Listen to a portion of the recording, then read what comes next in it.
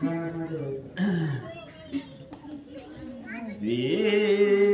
गणेशाय नमः। श्री सरस्वती नमः। श्री प्रभु रामचंद्राय नमः। पूर्वकथेचे अनुसंधान कौशल्य उघडिले नयन, डोळे पुसावया दान राजा सावधान स्वय झाला। आज भव्य आणि दिव्य भगवान श्रीरामचंद्राचा जन्म सोहळा। याच दिवशी आज भगवंत पृथ्वी तलावरती कौशल्याच्या उदरामधून प्रगट झाले, अवताराला आले, जन्माला आले। आणि त्यात असणाऱ्या जन्माची कथा अतिशय सुंदर, पवित्र, जगताला पावन करणारी ती कथा। पाठीमागच्या अध्यायामध्ये राजा दशरथजी तिघी राण्यांचे डोहाळे पाहण्यासाठी आलेले होते। कैकईचं डोहाळं विचारलं, सुमित्रेचं पाहिलं आणि कैकई कौशल्य मातेच्या महालामध्ये राजा दशरथ आलेले होते। कौशल्याच्या महालामध्ये आलेले असताना कौशल्य ही पूर्ण राममय झालेली होती, कारण तिच्या उदरामध्ये राम होता, हृदयामध्ये राम होता, पोटामध्ये राम होता, मुखामध्ये राम होता आणि सर्व स्थिती राममय झालेली होती। आणि झालेली असताना राजा दशरथ आल्यानंतर ना कौशल्याने आपले डोळे उघडले।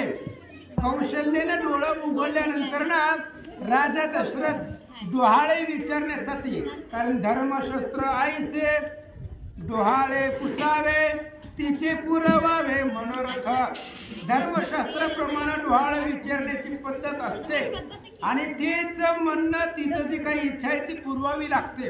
आणि ती डोहाळे विचारण्यासाठी राजा दशरथ कौशल्याच्या मंदिरात आले।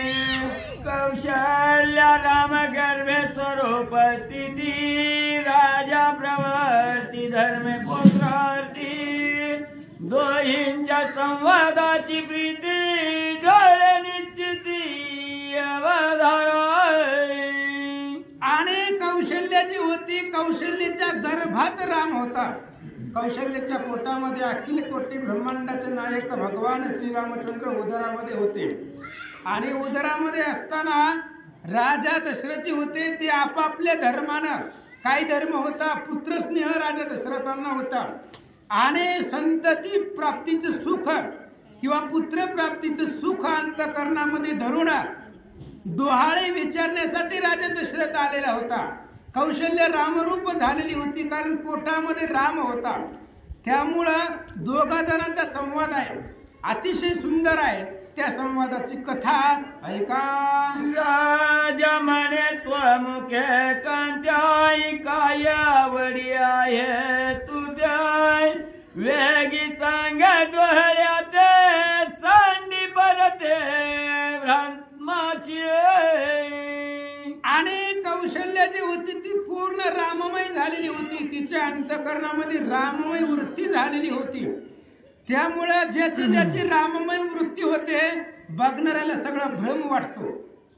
राजा दशरथ आले, दशरथाने विचारलं, काय तुझ्या मनामध्ये इच्छा आहे, तुझं डोहाळं काय आहे, तुला काय पाहिजे, मनामध्ये काय इच्छा आहे ते मला सांग। ही जी काय तू भ्रम धरलेला आहे ही भ्रम बाजूला सार आणि काय मनामध्ये इच्छा आहे ती माझ्या पुढे प्रगट कर, मला सांगा। राजा दशरथ बोलतात, म्हणे मी अवघा रामाय, मज माझी तव कैचा भ्रमाय, अवतरलो पुरुषोत्तम देवांच्या श्राम फेडावया। आणि त्यावेळेस भ्रम शब्द ऐकल्यानंतर ना आतमधला राम बोलू लागला। कौशल्याचं बोलते, पण आतमध्ये जी पोटामध्ये राम होता, वृत्ती राममय झालेली होती। त्यामुळे कौशल्य माता बोलू लागली, भ्रम माझ्याकडे येत नाही, भ्रम मला लागू पडत नाही आणि मी जो आहे तो जगामध्ये येऊन जी काही देवांना श्रम झालेला आहे, देवांना जो काही श्रम झालेला आहे, त्यांना दुःख झालेलं आहे, त्या सगळ्या दुःखाचं निराकरण करण्यासाठी माझा त्या ठिकाणी जन्म अवतार आहे, माझ्यापाशी भ्रमच नाही असं कौशल्य माता बोलतात. कोणी शंकी जहराय म्हणे झाले तरी काय पाण्यात पाये सावधान होया प्रिय. आणि कौशल्य बोलत होत्या, पण जे बोलत होत्या ते दशरथाला समजत नव्हतं. आज दशरथ राजा काय विचारतात, कौशल्य माता काय बोलतात, ही दशरथाच्या लक्षामध्ये येत नव्हतं. येत नसल्यामुळे दशरथाला कळलं गेलं आज कौशल्य अशी का बोलायला लागले. आणि मग दशरथाने विचारलं कौशल्यला, जरा सावध हो, देहावरती ये म्हणले. आज झालंय काय तुला? रोज माझ्या बरोबर चांगलं चांगलं बोलणारी आज मला असं का बोलायला लागले. आणि असं बोलत असताना दशरथाने सांगितलं, जर भ्रमामध्ये असेल तर भ्रम बाजूला सार, सावध हो, आणि काय मनामध्ये इच्छा आहे माझ्या पुढे प्रकट करा. राजा दशरथ बोलतात, म्हणे मी नवे स्त्रीण पुरुषाय नरवा नर नराक्षसाय ईशाचा ध्वनी जैशा परम पुरुष श्रीराम. राजा दशरथ जे जे बोलत होता त्या प्रत्येक बोलण्याला उत्तर देत होता तो आतमधला राम परमात्मा भगवंत सांगू लागला, मी स्त्री नाहीये, मी पुरुष नाहीये, मी नर नाही, मी वानर नाही, मी राक्षस नाही. बरोबर आहे, तो परीच्या पलीकडचा भगवंत आहे, तो प्राकृत नाही, तो परब्रह्म आहे, तो पुरुष नाही, तो परम पुरुष आहे. हनुमंताने सांगितलं होतं ना, तुझं पुरुषत्वची काही नाही, स्त्री तत्वही तुझं माझी नाही, नपुंसका होणी पाही वेशत्वही लटकाची. आणि रामचंद्र तेच सांगतायत, मी स्त्रीही नाही, बरोबर आहे, मी पुरुषही नाही, कारण तू परम पुरुष आहे, मी जगाचा जो ईश आहे त्या असणाऱ्या ईशाचा देवाचा देव मी आहे असं कौशल्य बोलतात. राजा म्हणे तन्वांगी काय झाले तुझ लागी, कैचा भ्रम भरलांगी पाय व्यागी मी कोण. आणि अशा पद्धतीनं कौशल्य बोलू लागल्या. राजा दशरथाच्या काही लक्षात येत नव्हतं आज अशी का बोलायला लागले. असं बोलत असताना दशरथाने विचारलं, जरा सावध हो, देहावरती ये, नेमकं आज तुला काय झालंय. आज शुभ दिवस आहे, डोळे विचारण्यासाठी मी आलेलो आहे, एवढा परम पवित्र दिवस, आणि आज झालं काही तुला. उगीच काहीतरी त्या ठिकाणी कशाची तरी बाधा झाल्यासारखं आज तू बोलायला लागले असं दशरथजी सांगतात. येरी म्हणे माझ्या ठाई मी तू ऐसे उरले नाही, अधिष्ठान जो विदेही आत्मा पाही श्रीराम. दशरथाने सांगितलं तू सावध हो. तू शब्द ऐकल्यानंतर ना आतमधल्या रामानं उत्तर दिलं, म्हणले माझ्यापाशी द्वंद्व नसतंय, मी तूपणा माझ्यापाशी नाही. जे अधिष्ठान आहे, जो भगवंत आहे, शरीरामधला जो आत्मा आहे तो मी आहे, आत्मारूपी श्रीराम मीच आहे. माझ्याकडे मी तूपणा नाही, मी कुठल्याच प्रकारच्या व्यक्तीला आलेलो नाही, अव्यक्त आहे मी. जगामध्ये जो सर्वांच्या हृदयामध्ये अधिष्ठान रूपी वास्तव्य करतोय आत्मा, तो आत्मा श्रीराम मी आहे असं कौशल्य बोलतात. दशरथ म्हणे कौशल्याय माझे तुझे जैन लग्न झाल्याय, तै रावणे अति विघ्न केले ते विसरलीच कैशेनी.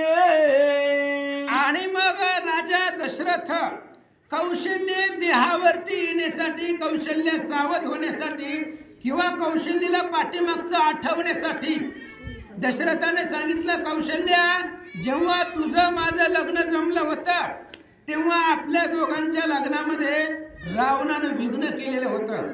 त्यानं तुझं हरण करून गेला होता, मलाही मारण्याचा प्रयत्न केला होता. रावणे हे केले, लग्न माझे विघ्न आशे की स्मरण तुझं लागी आठव. आपल्या लग्नाच्या वेळे काय झालं होतं, आपलं लग्न होण्याच्या अगोदर काय प्रसंग घडलेला होता. त्या राजा रावणानं आपल्या दोघांवरती संकट आणलं होतं, आठवतंय का नाही सांग. नाव ऐकणी रावण यरी म्हणे दे धनुष्य बाणाय करू लंकेचे निर्वाण मारू दारुण राक्षसाय. दशरथ राजानं रावणाचं नाव घेतल्याबरोबर लगेच आतमधला राम बोलू लागला. जो कौशल्याच्या पोटामध्ये होता तो भगवान परमात्मा बोलू लागला. आन म्हणले धनुष्यबाण आणि रे धनुष्य मारीना रावणा लंका विभीषणा देईन मी. आन म्हणले माझं धनुष्य. अजून रावण जिवंत कसं काय राहिलाय म्हणले. आन माझं धनुष्य आताच्या आता रावणाला मारतो असं कौशल्या बोलू लागल्या. रावणीच्या वनचार मुकुट कुंडल्या द्या अलंकारा राज्य देवनी जरा छत्रवण भार चालवा. आणि लगेच कौशल्या बोलू लागल्या. बोलवा म्हणले जी वनामध्ये राहतायत ते वानर बोलवा. त्यांना मुकुट घाला परिधान करा. दिव्य अशा प्रकारची वस्त्र त्यांना परिधान करा. कानामध्ये कुंडल घाला. डोक्यावरती छत्र धरा. अशा प्रकारचे जे माझे भक्त आहे ते असणारे वनामध्ये राहणारे वनात झाडाचा पाला खासेवन करणारे असे वनातली जे काही वनचर आहे त्या वनचरांना बोलवा असं कौशल्या दशरथाला बोलतात. घेऊता गेणारे हनुमंत अंगात सुग्रीव जांबुवंत अजूनी रावणाची माता जगात उरल्याच्या. आणि कौशल्य जे बोलत होते ते दशरथाला समजत नव्हतं. महाराज रामचंद्र जन्मायचे हनुमान जन्मायचा आहे तेव्हाच असणारा परमात्मा बोलू लागला. बोलवा म्हणले ते हनुमंताला. अंगदाला बोलवा. नळ निळ जांबुवंताला बोलवा. एक एक वानराला सर्वांना बोलवा.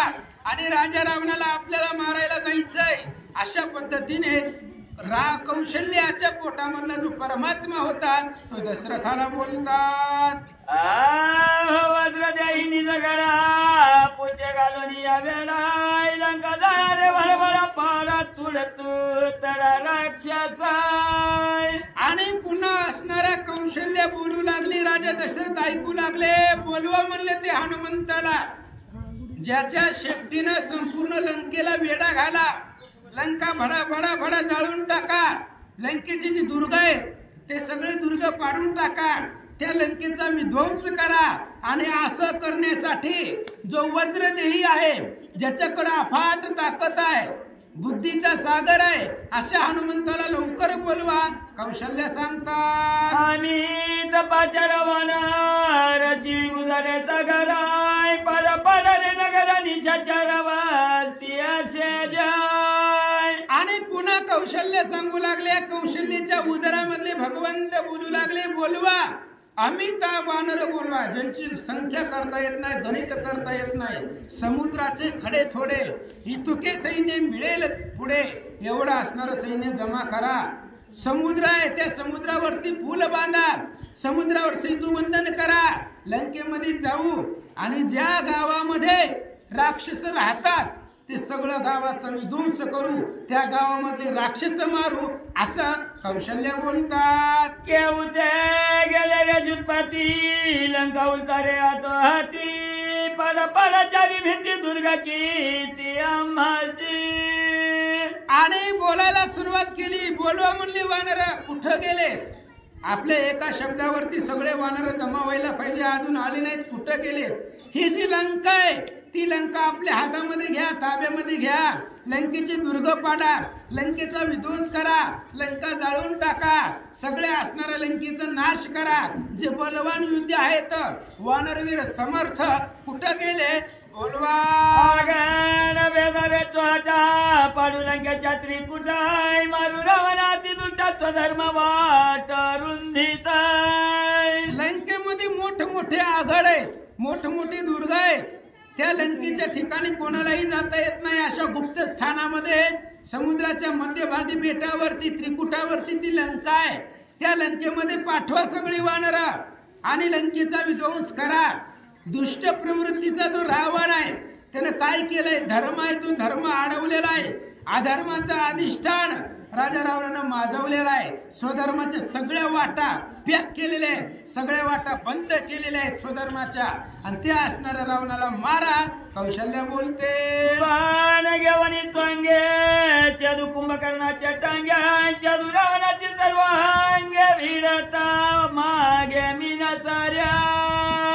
दशरथ राजा ऐकतात. कौशल्याच्या आतमध्ये भगवान परमात्मा बोलू लागला, माझ्याकडे एकाच बाणामध्ये कुंभकर्णाला मारील आणि विटंबना करून मारील.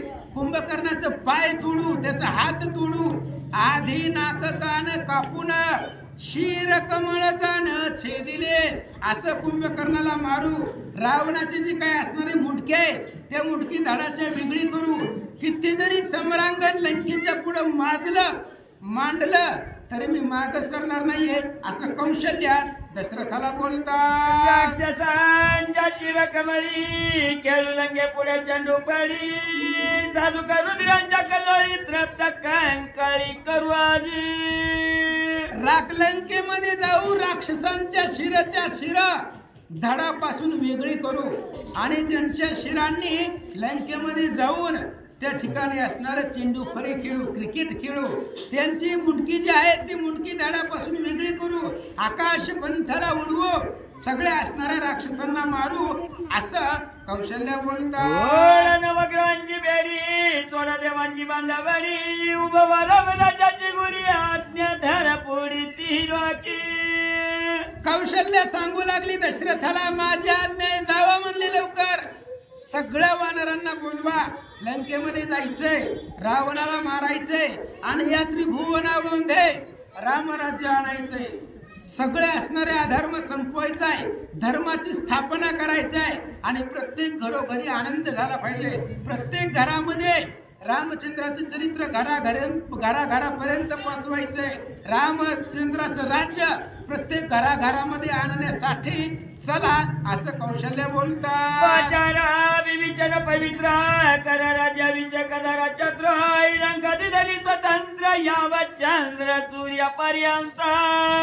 विभीषणाला बोलवा, त्या विभीषणाला आम्ही लंका दान केलेली आहे, लंका देऊन टाकलेले आहे. विभीषणाला बोलवा, त्याच्या डोक्यावरती छत्र धरा आणि त्याला लंकेचं राज्य दिलंय. कुठपर्यंत दिलंय? जोपर्यंत पृथ्वीवरती चंद्र आणि सूर्य आहे, जोपर्यंत चंद्र सूर्यांचं वास्तव्य आहे, जोपर्यंत रामायणाची कथा भूतलावरती जगती तलावरती चालते, तोपर्यंत विभीषण लंकेचं राज्य करील. एवढ्या काळापर्यंत आम्ही विभीषणाला राज्य दिला, तर त्याला राज्याभिषेक करण्यासाठी लवकर बोलवा. कौशल्य सांगते, सारे जगाची दुःखे त्रैलोक्य भरारे हरी धुम धुमित विश्व सुखे परम पुरुष श्रीराम. आणि परम पुरुष असणारा तो भगवान परमात्मा आहे आणि तो असणारा रामचंद्र. जगामध्ये जेवढे सगळे दुःख आहेत, एका रावणाला मारल्यानंतर सगळ्या जगाची दुःख संपणार आहे. अहंकार रूपी रावण मारला, जगामध्ये सुख निर्माण होणार आहे, सगळं दुःख संपणार आहे आणि मग राम राज्य निर्माण होणार आहे. रामचंद्राचं राज्य जगती तलावरती येणार आहे. याच्यासाठी सगळेजण चला, भगवंत बोलतात. नामे कळी काळाची सीता यमदूतानं घाली विका दो अक्षरी लाविला धाका यम पराड मुख कापती. आणि नामाच्या बळावरती आपण तिथं जाऊ. नाम एवढं श्रेष्ठ आहे, एवढं समर्थ आहे, त्या नामाच्या पुढे यमका थरथर थर कापतात. रामचंद्राच्या कथेपाशी, रामचंद्राच्या नामापाशी यम तिथं येत नाही, चलचल कापतो. राम नामामध्ये 2च अक्षर आहे, पण ह्या 2 अक्षरानं कळी काळाला धाक लावू, कळी काळ आपल्या पायावरती लोळवू, एवढी ताकद, एवढं श्रेष्ठ या 2 रामनाम या 2 अक्षरामध्ये आहे. आणि रामनामाच्या बळावरती त्रिभुवनावरती राज्य करू, असं कौशल्य दशरथाला सांगतात. वाचे उच्चारी रामनाम त्याचे पूर्वावेच कळ काम हरावे जन्म मरण श्रम सहज सम करावे. आणि भगवान श्रीरामचंद्र स्वतः बोलतात, जो रामचंद्राचं म्हणजे जो माझं भजन करतो त्याच्या मनातल्या सगळ्या इच्छा पुरवायचं काम आपलं आहे. त्याच्यामुळं निष्ठेनं रामचंद्राचं भजन करायचं, काही कमी पडत नाही असं स्वतः रामचंद्र सांगतायत. फक्त जो जो रामाचं भजन करतो, जो जो माझं भजन करतो, त्याचे पुरवावे सकळ ही काम. काम म्हणजे इच्छा. त्याच्या मनामध्ये सगळ्या इच्छा पुरवायचं ते आपलं काम आहे. त्याला मी संसारामध्ये काही कमी पडू देत नाही. फक्त त्यानं रोज रामायणाला आलं पाहिजे, रोज मुखामध्ये रामचंद्राचं नाव त्यानं घेतलं पाहिजे. त्यानं जर माझं भजन केलं तर संसारामध्ये जगामध्ये मी त्याला काही कमी पडू देत नाही. आणि कालांतरानं त्याचं निधन झाल्यानंतर त्याला सायुज्याला न्यायचं काम आपलं आहे. सायुज्याला न्यायचं एवढंच नाही तर माझ्यासारखंच मी त्याला करतो असं रामचंद्र बोलतात. जो नित्य जपे नामा तो जाणावा मदची समा. पुरुष माझी पुरुषोत्तम सकळ नेम त्याने केले. आणि भगवान परमात्मा सांगताय, जो नित्य रामचंद्राचं नामस्मरण करतो, जो माझं भजन करतो, त्यानं सगळेच नियम केले. त्याला बाकीचे नियम करायची काही गरज नाही. फक्त माझं स्मरण करा, तुम्हाला सगळे तीर्थ, तुम्ही जे जे मनामध्ये इच्छा धराल ते सगळं तुम्हाला प्राप्त होईल. आणि पुरुषामध्ये पुरुष उत्तम आहे तो. आपण रामचंद्राला पुरुषोत्तम म्हणतो. आणि तो पुरुषोत्तम तो सुद्धा होईल जो माझं भजन करतो. जो माझं भजन करतो, जो माझं नामस्मरण करतो, त्याच्यात आणि माझ्यात बदल नाही. तो माझ्या सारखाच आहे असं रामचंद्र सांगतात. रायाची पडली आशंका पोटी मी उचाली दे काय की गर्भीच उठली तटका स्थिती या सुखांतरलो. आणि राजा दशरथानं ऐकलं. दशरथ म्हणला, मी इथं आलोय कशाला? डोहाळे विचारण्यासाठी आलेलो होतो. ही वेगळीच काहीतरी बडबड बडबड आल्यापासून करायला लागली. रावणाला मारते, कोण हनुमंताला बोलवा, जांबवंताला बोलवा, लंकेत जाऊ, त्याचं दहन करू, राक्षस मारू, असं कौशल्य बोलायला लागले. नेमकं काय झालंय कौशल्याला? काय भूतफिताचा काय संचार तर झाला नाही. कुणी त्या असणाऱ्या कौशल्याला भूतफित पाठीमागं लागला नाही. भूताचा ताटा तर काही चालला नाही. कुणी भूताने तिच्यामध्ये संचार तर केला नाही. नेमकं आज कौशल्याला झालंय काय असं या ठिकाणी दशरथजी विचार करतात. म्हणे रे सुमित्रा नेटका दोन्ही काही रे ताटका दोन्ही याबाने एका जनाच्या सुख वरवदी. बाहेरून जे जे दशरथ बोलत होते आतमध्ये रामचंद्र होते. आणि दशरथाच्या शब्दाला रामचंद्र गर्भातून उत्तर देत होते. रामाने सांगितलं, लक्ष्मणा बोलव म्हणले, चल आपण जाऊ, विश्वामित्राचा यज्ञ आहे, परिपूर्ण करायचंय. अजून ताटिका जिवंत कशी राहिले? चल लवकर, हातामध्ये धनुष्यबाण घे, त्या ताटिकेला जाऊन मारू, सगळ्या असणाऱ्या वाटा रिकाम्या करू असं भगवंत आतमधून बोलतात. राजा म्हणे न चले मंत्र गुणिया पाचारा रे विश्वामित्रा. यारी म्हणे केवता गेला रे सुमित्रा आला विप्र यागाची. आणि हे असं ऐकल्यानंतर लगेच दशरथानं विचार केला. म्हणले नाहीये, आता कौशल्याला भूत लागलंय आणि भूत बाहेर काढण्यासाठी आपल्याला विश्वामित्राला बोलावं लागेल. विश्वामित्र आणि वशिष्ठ ज्ञानाने आणि तपाने समर्थ्यवान आहेत. त्यामुळे विश्वामित्राला बोलू आणि या कौशल्याला काय झालंय बघू. विश्वामित्राचं नाव दशरथाच्या मुखातून आतमध्ये कौशल्याच्या उदरामध्ये जो भगवंत होता त्यानं ऐकलं आणि लगेच लक्ष्मणाला बोलायला सुरुवात केली. चल म्हणले लक्ष्मणा, विश्वामित्र आलाय. कशासाठी आलाय? आपल्याला घेऊन जायला आलाय. त्याचा यज्ञ परिपूर्ण करायचा आहे. म्हणून त्या विश्वामित्राबरोबर जाऊ, त्याच्या यज्ञाचं संरक्षण करू, दुष्ट राक्षस मारू असं कौशल्य दशरथाला बोलतात. बाने देखा भाऊचा विनोनी मारू मारू मारू मारीच्या भाऊचा आणि राक्षस करुणाचा कौशल्य बोलू लागली. तिच्या उदरामधला भगवंत, गर्भामधला रामचंद्र बोलू लागला. चल लक्ष्मणा, हातामध्ये धनुष्यबाण घे, विश्वामित्र आलेला आहे, त्याच्या बरोबर जाऊ, ताटिकेला मारू, सुबाहूला मारू. अनेक राक्षस आहे, ती राक्षस गोंधळ करत आलेली आहे. महाराज लोकांचा यज्ञ परिपूर्ण होऊ देत नाही. त्यामुळे त्या सगळ्या राक्षसांना मारू आणि ऋषींच्या यज्ञांची वाट मोकळी करू असं कौशल्य बोलतात. राजा करिताय स्मरण परशुराम अवतार पूर्ण त्याच्या निनाव्या हर दारुण महद्भूत दान संचार. आणि इकडं बाहेर राजा विचार करू लागला, म्हणलं आता काय करावं. ही कौशल्य काहीतरी बडबड करायला लागली, अशक्य गोष्टी कौशल्य बोलू लागले. मग आता काय करू. परशुराम आपले असणारे दैवत आहे आणि त्या परशुरामाचं नामस्मरण करू. परशुरामाच्या नावानं ही जे काही कौशल्याला भूत संचार झालेला आहे, काहीतरी वेगळंच बडबड करायला लागले. हे परशुरामाचं नामस्मरण करू, जेणेकरून कौशल्याच्या जे काही विघ्न आलेलं आहे तिच्यावरती ते असणारं सगळं विघ्न निरसन होईल. म्हणून परशुरामाचं नाव दशरथानं घेतल्या बरोबर काय झालं. हे म्हणे ऐके घ्या जामदाग्न्या धनुष्य बंगिले म्या प्राज्ञा विचारी ब्राह्मण सर्वज्ञा जाई तू आज्ञा तपासी. दशरथ राजानं परशुरामाचं नाव घेतलं. 30च्या पुढे. श्री गणेशाय नमः, श्री सरस्वते नमः, श्री प्रभू रामचंद्राय नमः. हिचे देई संसाराचा ताटा, मुखी सुटला से पाटा, कायचे डोळे कटकटा, नेनो पोटा काय आले. आणि मग लगेचच राजा असणाऱ्या दशरथजी बोलू लागले. काय झाले नेमकं या असणाऱ्या कौशल्याला लक्षामध्ये येत नाहीये. एवढा आज पर्व काळ आहे, आपल्याला पुत्र संतती लाभेल, मुलाचं तोंड बघायला भेटेल या अपेक्षेने मी इथं आलेलो होतो. म्हणून विचारलं कौशल्याला, तिचे डोहाळे विचारावं, तिच्या मनातल्या इच्छा पुरवावे याच्यासाठी मी इथं आलो होतो. पण ती नाही तीच बडबड काहीतरी बरळायला लागले असा विचार राजा दशरथ करतात. वेगी पाचारा वशिष्ठा, पंचाक्षरी तो अदाटा, परीक्षा करीला तो श्रेष्ठा, सकळ वरिष्ठा तो गुरु. आणि लगेच दशरथानं विचार केला, म्हणले आता वशिष्ठाला बोलवा, कारण कसलं तरी भूत असलं तरी आपले कुलगुरु त्याचं निवारण करतात. वशिष्ठ ही अतिशय श्रेष्ठ आहे, सूर्यवंशाचे कुळभूषण आहे. सूर्यवंशामधले महागुरु वशिष्ठ महाराज आहेत.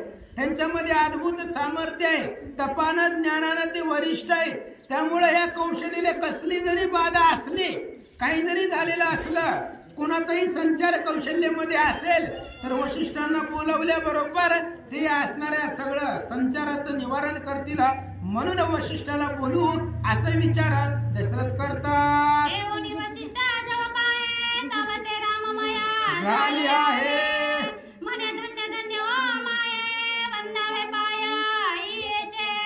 आणि लगेच राजा दशरथानं गेले वशिष्ठ महाराजांना बोलवलं आणि वशिष्ठानं पाहिलं कौशल्याला तर ती येरी रामरूप झाली आहे. वशिष्ठानं पाहिलं कौशल्याच्या उदरामध्ये जगाचा अखिल कोटी ब्रह्मांडाचा नायक रामचंद्र आहे. तिच्या पोटामध्ये पाहिला कोणी वशिष्ठ महाराजांनी.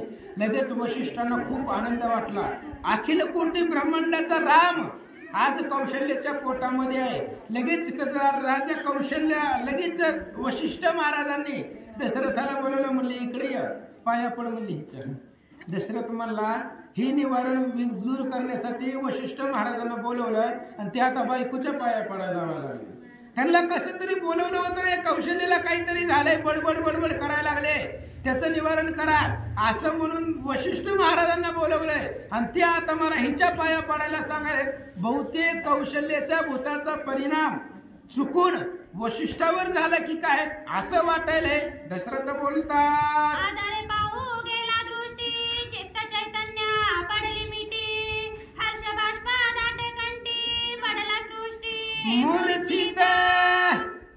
आणि दशरथ राजा आदरानं पाहिला गेला वशिष्ठ महाराजांना. वशिष्ठांची अवस्था काय झालेली होती रामाला बघितलं होतं. कौशल्याची जी दृष्टी आहे ती दृष्टी राममय झालेली होती. तिच्या असणाऱ्या गर्भामध्ये रामचंद्र होता.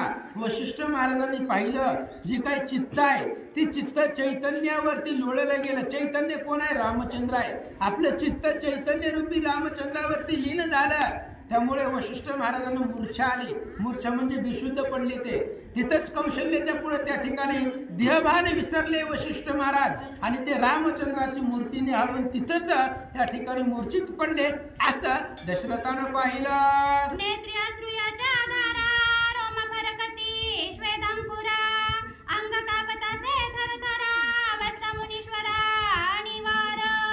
आणि दशरथानं वशिष्ठांची अवस्था पाहिली. काय झालं होतं? नेत्री अश्रूंची या धारा ही आनंद अश्रू होते महाराज. भगवान परमात्मा प्रत्यक्ष डोळ्यानं बघायला भेटतोय आणि ते असणाऱ्या रामचंद्राला पाहिल्यामुळं डोळ्यामधून आनंद अश्रू वाहत होते. सगळ्या असणाऱ्या अंगावरची रोम त्या रोमाला स्फुरण आलेलं होतं. अंगावरती रोमाला स्फुरण येणं म्हणजे अंगावरती काटा उभारणं. सगळ्या अंगावरचे केस उभा राहिलेले होते. अंग थरथर थरथर कापू लागलं होतं. बिकट अशा प्रकारची अनिवार अशी अवस्था वशिष्ठांची झालेली राजा दशरथानं पाहिले. राजा म्हणे काही न चाले येते गुनिया ग्रासीला भूते कोण सोडविला याते मनोनी चित्ते व्याकुळ. दशरथाने विचार केला, ज्या प्रत्येक भूताचा संचार घालवणारा असा गुणिया गुणी वशिष्ठ आहे आणि आज या कौशल्याला काहीतरी भूत संचार झाला असेल म्हणून वशिष्ठ महाराजांना बोलवलं. तर त्या कौशल्यामध्ये तिनं एवढ्या मोठ्या भूतानं त्या कौशल्याला झडपलंय, त्याचा परिणाम वशिष्ठावर झाला. वशिष्ठ सुद्धा त्या असणाऱ्या कौशल्यामध्ये जो भूत आहे त्या भूताच्या संचारामध्ये वशिष्ठ महाराज सुद्धा आले. मोठा असणारा भव्य दिव्य वशिष्ठ ज्ञानाना तपस्वी समर्थवान गुणिया गुणी असणारा विश्वामित्र त्याला सुद्धा हे असणाऱ्या भूतानं संचार झाला असा विचार दशरथजी करतात. म्हणे मी कौशल्ये आवरू की वशिष्ठा सावध करू ऐसा जावे नृपवरू धावा थोरा पोकारी. दशरथाची अवस्था अशी झाली, एकतर आधीच बायकोला सांभाळायचं का आता या असणाऱ्या गुरुवर्यांना सांभाळायचं. ह्या बायकोला काहीतरी झालंय, वेगवेगळं बडबड बडबड करायला लागली मागापासून, म्हणून महाराजांना बोलवलं. वशिष्ठ महाराजांना बोलवलं, हिला काय झालंय बघा म्हणून. आणि बोलवत असताना एवढ्या वेळामध्ये वशिष्ठांना सुद्धा त्या भूताने झडपलंय. मग मी काय करू? मी माझ्या बायकोला सावध करू, बायकोला सांभाळू का वशिष्ठ महाराजांना बघू, नेमकं कुणाला बघू? आता दोघांनाही त्या असणाऱ्या संचार झालेला आहे. दोघं बी बडबड बडबड काही बी करायला लागलेत, बरळायला लागलेत. मग नेमकं मी कुणाला सावध करू? माझ्या कौशल्याला बघू, कारण तिच्या पोटामध्ये ती गर्भवती आहे, आतमध्ये बाळ आहे. कौशल्याला बघू, काय असणाऱ्या वशिष्ठ महाराजांना सावध करू, काय करू? दशरथ राजा बोलतात, श्रावण वदाचे क्लेश सोसिले म्या सोसा पुढे त्याची बहुवासा वशिष्ठ दो हत्तेचे. आणि विचार केला दशरथानं, इथं जर वशिष्ठांना काही झालं, एवढं आता चक्कर येऊन पडलेत, मूर्छित म्हणजे बेशुद्ध पडलेत, निचेष्टित अवस्था वशिष्ठांची झालेली आहे. आता जर इथं वशिष्ठ महाराजांना काही झालं तर आधीच माझ्या डोक्यावरती पाप आहे, श्रावण बाळाला मारलेलंच. श्रावण बाळ एकटा नाही मेला, त्याचे आई वडील सुद्धा त्याच्या विरहामध्ये मेले. मग श्रावण वधाचं क्लेश माझ्या मस्तकावरती आहे, ते अद्भुत बाल हत्येचं पाप मला लागलेलं आहे. आणि अजून जर वशिष्ठ महाराजांना काही झालं तर ब्रह्म हत्येचं पाप मला लागेल.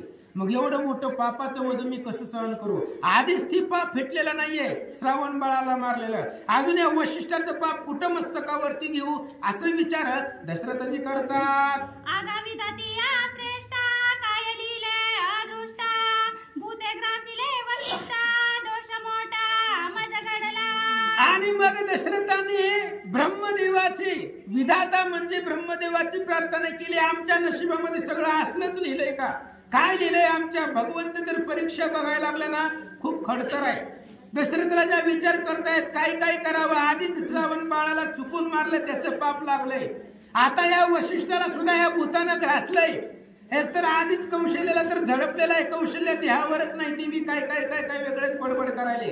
वशिष्ठांना बोलवलं, त्या भूताचे बाधा वशिष्ठांना सुद्धा झाले, ती सुद्धा मूर्छित पडले. आता वशिष्ठांना जर इथं काय झालं तर पुन्हा वशिष्ठ हत्येचा दोष माझ्या मस्तकावरती लागेल. मग नेमकं काय करावं, कुणाला सांभाळावं असं दशरथजी बोलतात. यज्ञ केला म्या पवित्र कुळी पावेना सुपुत्र तव माझारी चरित्र कैचे विचित्र ओढावले. आणि दशरथ राजा स्वतःला दोषी समजू लागला, स्वतःला दोष देऊ लागला. मी एवढा मोठा यज्ञ केला, कोणता यज्ञ? पुत्र कामेष्टी यज्ञ केला होता. आणि त्या यज्ञाचं फळ यज्ञ केला कशासाठी? पुत्र संतती व्हावी, पुत्राचं मुख मला बघायला भेटावं, आपल्या असणाऱ्या राजवाड्यामध्ये पुत्र संततीचं सुख मिळावं, याच्यासाठी पुत्र कामेष्टी यज्ञ केला. आणि त्या यज्ञामधून एवढा प्राणांत असणारा यज्ञ परिपूर्ण पार केला. आणि त्याच्यानंतर हे वेगळंच विचित्र काहीतरी घडायलंय असं दशरथ बोलतात. ती अवस्था जिरुनी पोटी वशिष्ठे उघडली दृष्टी राम झुंबला कंठी सृष्टी उपराटी पाय झाली. आणि एवढ्या वेळामध्ये दशरथ राजा स्वतःच्या नशिबाला स्वतःच्या असणाऱ्या कर्माला दोष देत होता. तेवढ्या वेळामध्ये वशिष्ठांनी ती अवस्था जिरवली. रामरूप अवस्था झालेली होती वशिष्ठ महाराजांनी, ती गिळून घेतली. सावध झाले वशिष्ठ. वशिष्ठ महाराजांनी डोळे उघडले, उठून बसले. उठून बसल्यानंतर ना राजा दशरथाला एवढा आनंद झाला की डायरेक्ट वशिष्ठ महाराजांच्या गळ्याला मिठी मारली. कारण वशिष्ठ महाराज सावध झाले म्हणून दशरथाने मिठी मारली. काय करतात? स्वामी वशिष्ठा तुझही बाधा हे तो गोष्टी न घडे कदा पुत्र सुकाडा पादा भाग्यमंदा आम्हासी. आणि लगेच दशरथाने बोलवलं, महाराज असं वाटलं नव्हतं की तुम्हाला सुद्धा बाधा होईल. माझ्या असणाऱ्या कौशल्याच्या उदरामध्ये जो गर्भ आहे, पुत्र संतती आहे, त्या पुत्र संततीत सुख आम्हाला मिळेल याच्यासाठी आम्ही अथक प्रयत्न केले. म्हणून हिचा डोहाळे विचारण्यासाठी हिच्या मंदिरामध्ये घरामध्ये आलो तर हिला अगोदरच भूताने झडपलेलं होतं आणि तिचं भूत निवारण करण्यासाठी तुम्हाला बोलवलं तर तुम्हाला सुद्धा बाधा व्हावी कदा कल्पना वाटलं नव्हतं. कारण सगळ्या बाधा निरसन करणारे तुम्ही आहात. आम्हाला कुठली जरी बाधा कशाचंही झालं, काही जरी झालं तरी त्याचं निवारण करणं हे तुमचं काम आहे. आणि त्या एवढ्या असणाऱ्या त्या भूतानं तुम्हालाही झडपलं, त्याची बाधा तुम्हालाही झालं. माझ्या पुत्र संततीमध्ये किंवा मला जो पुत्र होणार आहे, पुत्र होण्याच्या आधीच एवढी संकट निर्माण झाली असं दशरथजी बोलतात. वशिष्ठ म्हणे भाग्यश्रेष्ठ पोटी आले वैकुंठ पीठ पुरुषोत्तम झाला रे प्रकट दैव उत्कट कौशल्य. आणि वशिष्ठ सावध झाल्यानंतर ना वशिष्ठाने सांगितलं दशरथाला, दशरथा खूप भाग्यवान आहेस. दशरथाने पुण्य केले कोट्यानुकोटी म्हणून या राम आले पोटी. रामचंद्र कुणाच्याही पोटाला येत नाही. कोट्यावधी पुण्य होतं दशरथाचं. आणि एवढं सोपं आहे का? अखिल कोटी ब्रह्मांडाचा नायक अंगणामध्ये मांडीवरती खेळावा, एवढं किती अद्भुत श्रेष्ठ आहे. तुझं भाग्याचं वर्णनच करता येत नाही. वशिष्ठ महाराज बोलतायत, दशरथा कौशल्याच्या पोटामध्ये जे गर्भ आहे तो वैकुंठ पीठ आहे. त्या गर्भामध्ये वैकुंठाचा जो असणारा भगवान परमात्मा आहे, तो भगवान परमात्मा कौशल्याच्या उदरामध्ये आहे. तो असणारा मूर्तिमंत राम परब्रह्म मूर्तिमंत चैतन्याचा जिव्हाळा आत्मस्वरूप भगवंत हे असणाऱ्या कौशल्याच्या पोटात आहेत असं वशिष्ठ बोलतात. जे जे काही हे वदली ते जाण पा ब्रह्म बोली ते ते ख्याती करील बली सुदशाली सूर्यवंशा.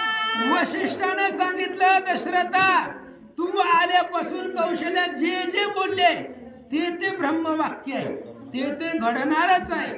जे जे कौशल्य बोलली त्यातला एकही शब्द खोटा नाही.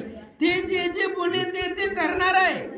जसं जसं ती बोललेली आहे तसं तसं पुढं होणार आहे, तसं तसं पुढं घडत जाणार आहे आणि ती होणारच आहे. जेवढं तुझ्यापाशी बोलले, धनुष्यबाण आणा, लंकेला जाऊ, राक्षसांना मारू, समुद्रावर सेतू बांधू, ताटिकेला मारू, सुबाहूला मारू, लंकेला वेढा घालू, जेवढं जेवढं तुला बोलले ती ब्रह्म बोली आहे आणि तीही करणारच आहे असं वशिष्ठ महाराज सांगतात. मुनिजनांचे ध्येय ध्यान की देवांचे देवार्थचना जगाचा जगजीवन रामनिधान प्रत्यक्ष. वशिष्ठ सांगू लागले, कौशल्याच्या पोटामध्ये जो आहे तो कोण आहे? मुनिजनांचे ध्यान आहे. योगियांच्या ध्याने ध्याताना तोडसे. योगियांच्या ध्यानामध्ये सुद्धा जो येत नाही, आयुष्यभर ज्याची भक्ती करून सुद्धा ज्याच्या स्वप्नामध्ये सुद्धा येत नाही, तो कौशल्याच्या पोटाला आलेला आहे. एका पायावरती उभा राहून 60-60 हजार वर्ष तपश्चर्या करून ज्याच्या स्वप्नात सुद्धा येत नाही असा राम कौशल्याच्या पोटाला आलेला आहे. जो योगियांचं ध्यान आहे, त्रिभुवनावरती लोक ज्याचं पूजा करतात, ज्याला देव अधिष्ठान मानतात, तो असणारा देव कौशल्याच्या पोटामध्ये जगाचा जीवन आहे, तो जगाचा प्राण आहे. राम हा जगाचा प्राण आहे आणि तो असणारा सगळ्या जगाला प्राण देणारा आज कौशल्याच्या पोटामध्ये आहे असं वशिष्ठ बोलतात. राया तुझा ना कळे सर्वता वर्मा उदराले परब्रह्म. धन्य धन्य मुझे कर्म पुरोहित धर्म हे वंशी. आणि वशिष्ठाने सांगितलं, दशरथा तुला कळत नाही, तुला माहिती नाही, हे वर्म आहे. कोणतं वर्म आहे की पोटाला परब्रह्म आलेला आहे. अखिल कोटी ब्रह्मांडाचा नायक जो आहे सगळ्या जगतामध्ये श्रेष्ठ देवांचा बाप जो आहे, देवांचा देव जो आहे, तो कौशल्याच्या उदराला आलेला आहे, तो कौशल्याच्या पोटामध्ये आहे. तुला कळत नाही. आमचं भाग्य आहे जे आम्ही तुमच्या कुळामध्ये पुरोहिताचं काम करतोय. तुमच्या असणाऱ्या सगळ्या राजेमधले जे काही कुलगुरू आहे ते कुलगुरूचं काम करतोय. आमचं भाग्य आहे. एवढे दिवस आम्ही कुलगुरू म्हणून काम केलं, त्या सेवेचं फळ म्हणजे आज राम बघायला भेटणार आहे, असं वशिष्ठ बोलतात.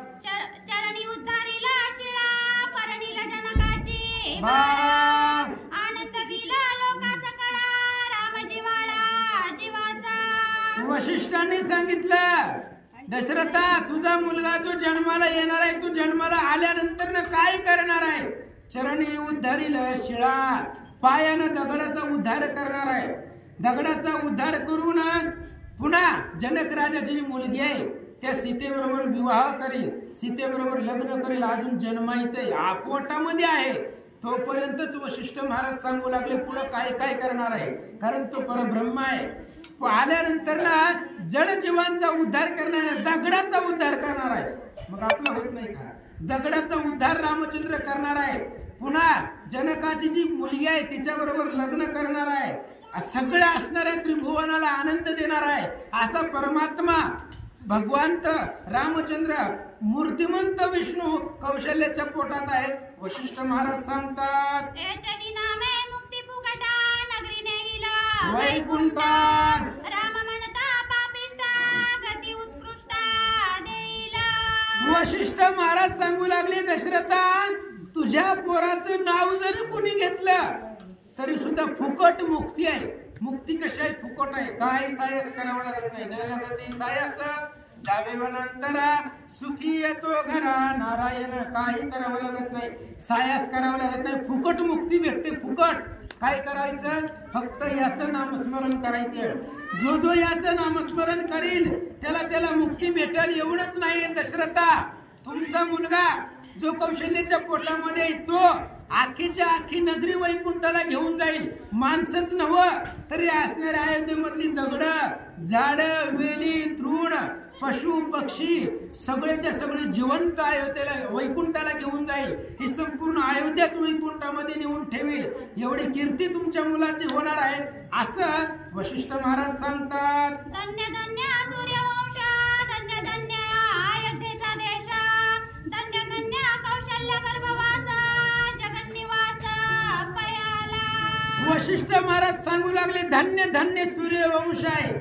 आज सूर्यवंशामध्ये राम अवतरित होणार आहे. हे अयोध्येमधली सगळी लोक धन्य आहेत आज, कारण रामचंद्र बघायला भेटणार आहे त्यांना. ह्या पृथ्वी तलावरची सगळीच लोक श्रेष्ठ आहे, कारण राम पृथ्वीवर येणार आहे. पृथ्वी तलावरती अयोध्या मुक्ती क्षेत्र आहे. त्या अयोध्येच्या ठिकाणची जेवढी जेवढी लोक आहेत, मग त्या असणाऱ्या दगडा, पशु पक्षा, झाड, वेली सहित सगळे आज सगळेच धन्य आहे, कारण त्या अयोध्येच्या भूमीमध्ये राम जन्माला येणार आहे. ह्या त्रैलोक्यामधली सगळी लोक श्रेष्ठ आहेत, त्यांना राम बघायला भेटणार आहे, त्यांना आज रामाचं दर्शन होणार आहे, असं वशिष्ठ बोलतात. धन्य धन्य अयोध्येच्या जना, धन्य धन्य दशरथा तुझे मन, धन्य धन्य मुझ नयन रामनिधान देखती. वशिष्ठ सांगू लागले, दशरथा इथली जी लोक आहेत खूप भाग्यवान आहेत, कारण प्रत्यक्ष राम बघायला भेटतो. इथल्या लोकांना सोपं आहे का? श्रीराम देखावं या दृष्टी, पाहिजे तर भाग्याची या कोठी. राम कुणालाही बघायला भेटत नाही. ज्याचं कोठीमध्ये अनंत जन्माचं भाग्य आहे, बहुत सुकृताची जोडी, ज्याचं सुकृत रूपी साठा ज्याच्यापाशी आहे त्याला राम बघायला भेटतो. आणि इथली लोक सगळी पुण्यवान आहेत, सगळी लोक धन्य आहेत, त्यांना राम बघायला भेटणार आहे. तुझा दशरथा भाग्य अद्भुत आहे, श्रेष्ठ आहे. तुझा भाग्याचं वर्णन करता येत नाही. रामचंद्र तुझ्या असणाऱ्या पोटाला कौशल्याचं येणार आहे. आमचं डोळं धन्य आहे, आम्हाला सुद्धा राम बघायला भेटणार आहे. वैकुंठीचा सुकुमार मदनाचा पुतळा तो राम कौशल्याच्या गर्भामध्ये आहे, आणि तो जन्माल्यानंतर त्याचं स्वरूप आम्हाला बघायला भेटणार आहे. म्हणून आमचं सर्वस्व धन्य आहे. वशिष्ठ बोलतात,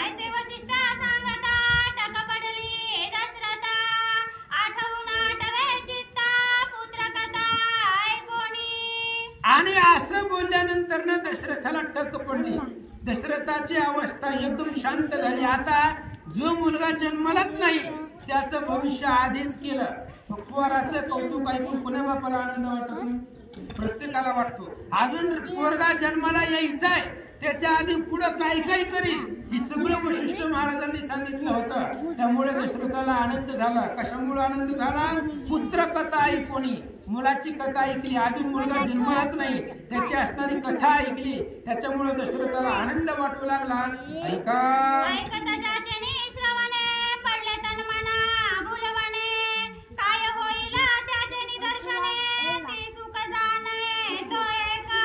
आता दशरथाची अवस्था अशी झाली, फक्त ऐकलंय, अजून राम जन्माला आलेले नाही. फक्त राम जन्माला आल्यानंतर ना असं करतील, फक्त ऐकलंय. आणि ज्याची कीर्ती ऐकल्यानंतर तन आणि मनाला, इंद्रियाला सगळे त्या ठिकाणी ताटक अवस्था प्राप्त होते. मन इंद्रिय सगळं भुलून जातं. कशानं? फक्त ऐकलंय. फक्त ऐकण्यानं अशी अवस्था झाली.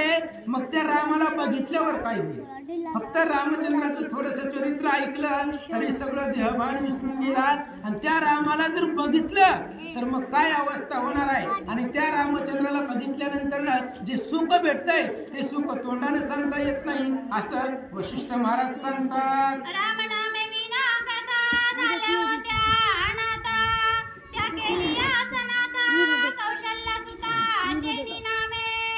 आणि रामनामाशिवाय, रामचंद्राशिवाय सगळ्या कथा अनाथ झालेल्या होत्या. अनाथ कथे सगळ्या कथा अनाथ होत्या.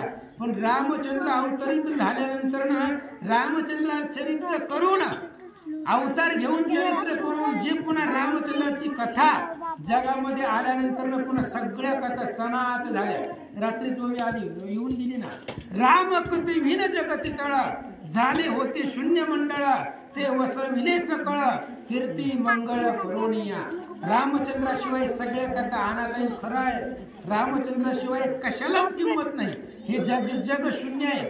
तो राम जाताची जाण्या जगाची प्राण जातील की असा राम आहे. रामाशिवाय कशालाच किंमत नाही. त्यामुळे जगामध्ये जे जे कथा आहेत ते सगळ्या अनाथ होत्या. आणि रामचंद्राच्या चरित्रानंतर ना सगळ्या कथा सनात झाल्या. ऐका कौशल्याचे डोवाळे, दशरथाची सुख सोहळे, त्याने परमानंद उचंबळे, वंदितात काळे वसिष्ठासी. आणि कौशल्याचे डोहाळे ऐकले. काय डोहाळे होते? मगाशी कौशल्याने सांगितलं होतं. आणि रे धनुष्य मारीन रावणा, लंका बिभीषणा देईन मी. कौशल्याचे डोहाळे होते. जगामध्ये रामराज्याची गुढी उभा करायची, सगळा अधर्म संपवायचा, धर्माची स्थापना करायची. हे कौशल्याचे डोहाळे ऐकले. राजा दशरथांना खूप आनंद वाटला. जिचं डोहाळे एवढं पवित्र आहे आणि असा असणारा तिचा मुलगा किती त्या ठिकाणी श्रेष्ठ असेल, असं असणारं भगवान परमात्म्याचं थोडंसं चरित्र डोहाळ्याच्या रूपामधून राजा दशरथानं ऐकलं. सर्व असणाऱ्या इंद्रियाला आनंद झाला. वशिष्ठाचं राजा दशरथानं दर्शन घेतलं. ऐका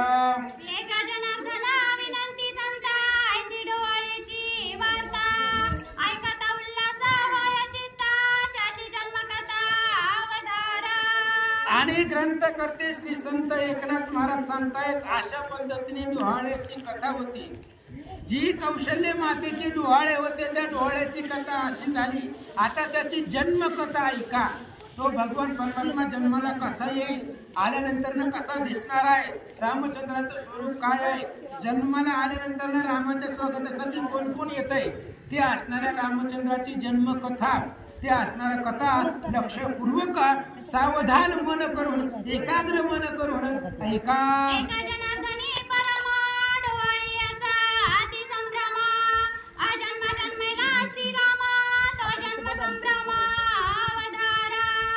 आणि नाथ महाराज सांगतायत, रामचंद्र जन्माला येतील. ज्याला जन्म आणि मरण नाही तो राम आहे. जन्म मरणाच्या पलीकडचा राम आहे, तरी सुद्धा जन्माला येईल. ज्याला जन्म आणि मरणच नाही, जन्मात मरणाच्या पलीकडचा तो राम आहे, तरी सुद्धा त्या रामाचा संभ्रम जन्मकथा ऐका. जन्म मरणाच्या पलीकडचा राम आहे, अविनाशी राम आहे. रामचंद्र परब्रह्म आहे, चैतन्य आहे. अशा असणाऱ्या रामाची जन्मकथा, ज्याला जन्मच नाही अशा रामाची जन्मकथेचा संभ्रम लक्षपूर्वक ऐका. नाथ महाराज सांगतात, स्वस्ति श्री भावात रामायणे बालकांडे एका कार्तिकाय कौशल्य दोहा निरूपण नाम पंचमोध्याय घोडा श्रीकृष्णार्पणमस्तु। विठ्ठल श्री ज्ञानदेव तुकाराम पंढरीनाथ भगवान की जय। राजाधिराज प्रभु रामचंद्र भगवान की जय। पवन सुत हनुमान की जय।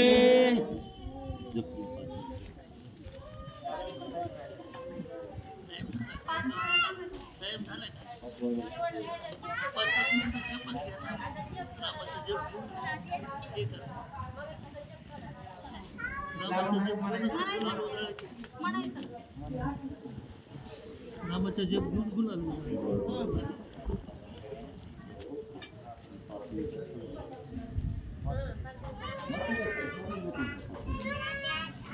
ओम श्री राम जय राम जय जय राम।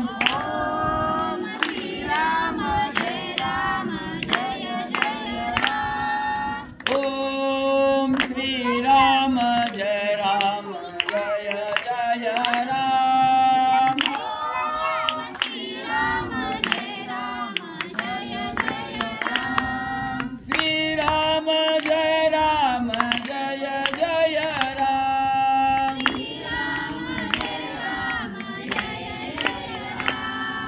श्री राम जय राम जय जय राम। श्री राम जय राम जय जय राम। ओम श्री राम जय राम जय जय राम। ओम श्री राम जय राम जय जय राम। ओम श्री राम जय राम जय जय राम। ओम श्री राम जय राम जय जय राम। श्री राम जय राम जय जय राम। श्री राम जय राम जय जय राम। श्री राम जय राम जय जय राम। श्री राम जय राम जय जय राम। ओम श्री राम जय राम जय जय राम। ओम श्री राम जय राम जय जय राम। ओम श्री राम जय राम जय जय राम। ओम श्री राम जय राम जय जय राम।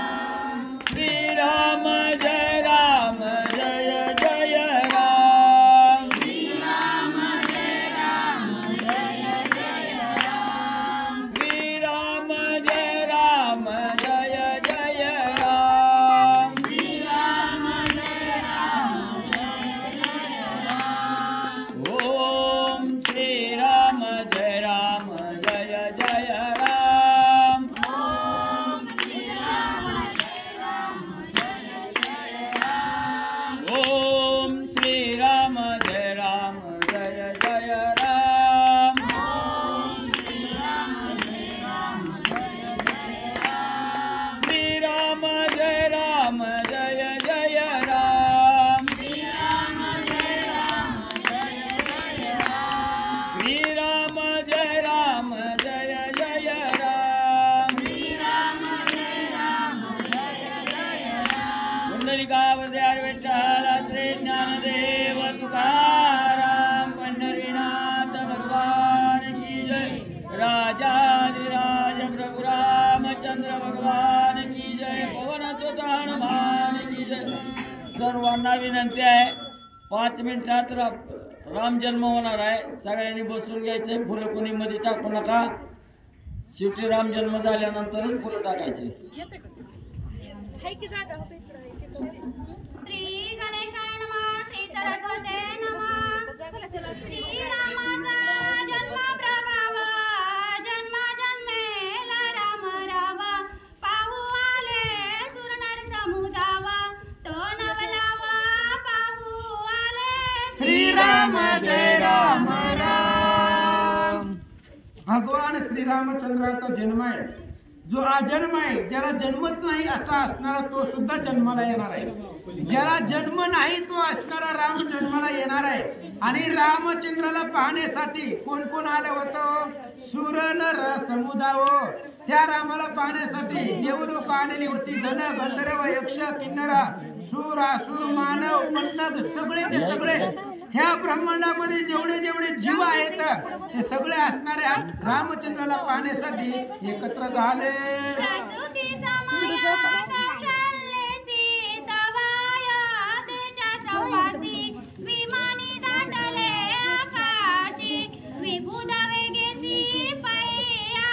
श्रीराम जय राम राम. कौशल्याच्या प्रसूतीच्या वेळेला आता काहीच वेळामध्ये कौशल्य प्रसूत होणार आहे आणि कौशल्याच्या उदरामधून हा परब्रह्ममूर्ती रामचंद्र प्रकट होणार आहे, जन्म होणार आहे. आणि त्या रामचंद्रासाठी त्या रामाला बघण्यासाठी सगळे असणारे आकाशामध्ये विमानाची दाटी झाली. आकाशामध्ये सगळे असणारे विमानं एकत्र झाले आणि तिथून हातामध्ये सगळे देव लोकांनी फुलं घेतली आणि फुलं घेऊन विमानामध्ये तयार राहिले. ऐका,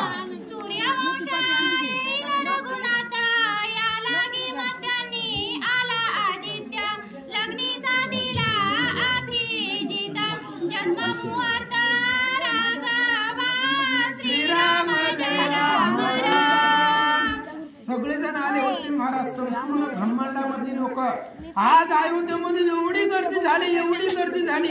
वार या न कुठे वाट. वाऱ्याला सुद्धा फिरायचं म्हणजे तरी सुद्धा जागा नव्हती, एवढी गर्दी झाली होती. कशाला? त्या रामचंद्राला पाहण्यासाठी, रामचंद्र बघण्यासाठी सगळे असणारे एकत्र झालेले होते. एवढंच नाही तर मध्यनासी दिनकर पळभरी होय स्थिर. सूर्य सुद्धा जागेवर थांबला होता. का? त्या सूर्याला सुद्धा रामाचं दर्शन घ्यायचं होतं. म्हणून मध्यनासी दिनकर सूर्य जो पळत होता दुपारच्या टायमाला सूर्य सुद्धा डोक्यावर बरोबर मध्यानाच्या ठिकाणी थांबलेला होता क्षणभर. आज रोज थांबतात पण आज थांबला. का? कारण त्या सूर्याला सुद्धा रामाचं दर्शन घ्यायचं होतं. म्हणून सूर्यदेव मध्यानाला येऊन रामचंद्राचा मुहूर्त बघत होते आणि रामचंद्राच्या जन्माची वेळ सांगत होतो. कोण? प्रत्यक्ष सूर्यनारायण, जो काही अधिष्ठान सूर्य देवता आहे तो प्रत्यक्ष जो सूर्य होता तो असणारा सूर्य त्या ठिकाणी सांगू लागला रामचंद्राचं जन्म ठिकाण, रामचंद्राचा महिमा त्यांचा. आणि तो राम बघायला भेटणार आहे. एवढं सोपं आहे का? रामचंद्राला पाहणं खूप दुर्घट आहे. आणि त्या रामाला बघण्यासाठी अयोध्येच्या चौपाशी चारी बाजूनं, अयोध्येच्या चारी दिशेनं, अयोध्येच्या वरी, अयोध्येच्या खाली संपूर्ण चौपाशी विमानांची दाटी झालेली होती. आणि विमानामध्ये सगळे देव लोक एकत्र आलेले होते आणि ते देव लोक रामचंद्राची वाट बघू लागले. जे रामचंद्राचा जन्माचा मुहूर्त आणि कोणत्या मुहूर्ताला कधी रामचंद्र जन्मतोय याची वाट देव लोक पाहतात.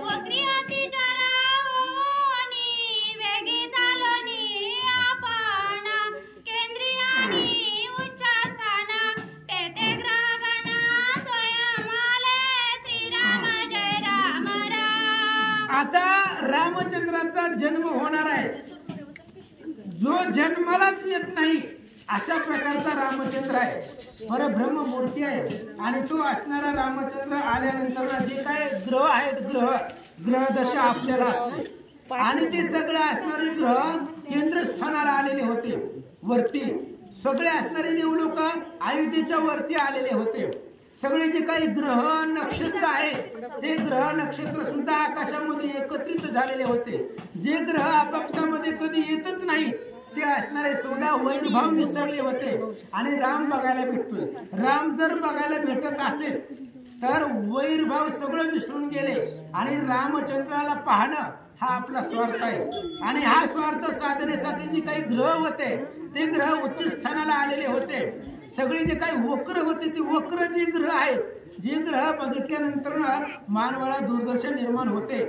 मानवाचं असणारं जे काही सगळं बदललं जातं ग्रहांची नजर पडल्यानंतर अशी ग्रह सुद्धा रामचंद्राला वक्र झाले होते. रामचंद्रावरती त्यांचा परिणाम पडत नव्हता, कारण रामापासून ते ग्रह आहेत आणि अशा प्रकारचे ग्रह सुद्धा आकाशामध्ये एकत्रित झालेले होते. असा असणारा भगवान परमात्मा आहे, अखिल कोटी ब्रह्मांडाचा नायक आहे आणि तो असणारा रामचंद्र आज प्रत्यक्ष आपल्याला डोळ्यानं बघायला भेटणार आहे. त्यामुळे धन्य धन्य सगळे असणारे इथले लोक आहेत. इथं जेवढे आलेले आहेत ह्या असणाऱ्या अयोध्येमध्ये, इथं असणाऱ्या नगरामध्ये, ते सगळेच धन्य आहेत. का धन्य आहेत? प्रत्यक्ष असणारा भगवान परमात्मा, मदनाचा पुतळा, राजसस्व कुमार मदनाचा पुतळा, रवी शशी कळा लोपलिया. जी रामचंद्राची मूर्ती पाहिल्यानंतर त्याच्या असणाऱ्या अंगाचं एवढं तेज आहे की त्या तेजानं चंद्र आणि सूर्याला प्रकाश आहे. आज सूर्याचा जेवढा एवढा प्रकाश आहे तो असणारा प्रकाश त्या रामामुळे आहे आणि त्या रामाला बघण्यासाठी सगळेजण त्या ठिकाणी एकत्र आले. शुद्ध सुमनी वसंत ऋतू मधुमास अति विख्यातो शुक्ल पक्ष नवमी अंतु जन्म रघुनाथ पावला श्रीराम जय राम राम. आणि मग अशा पद्धतीने शुद्ध सुमनी वसंत ऋतू, वसंत असणारा वसंताचा मोसम चालू होता. चैत्र महिना होता, उत्तम हा चैत्र मास, ऋतू वसंताचा दिवस, शुक्ल पक्ष ती नवमी, उभे सुरवर ते योमी, मध्यनासी दिनक कुंडली. हरी विठ्ठल श्री ज्ञानदेव तुकाराम पंढरीनाथ भगवान की जय. राजाधिराज प्रभु रामचंद्र भगवान